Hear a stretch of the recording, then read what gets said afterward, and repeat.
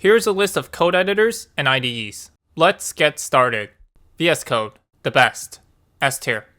IntelliJ and any JetBrains IDE, the GOAT, S tier.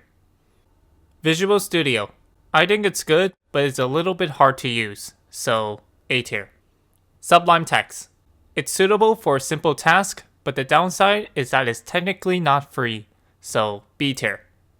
Notepad, I rate it 10 out of 10, S tier. Notepad++, it just looks outdated, C tier. Vim, steep learning curve, but useful, A tier. Eclipse, hard to install, UI's not great, and it's also slow, D tier.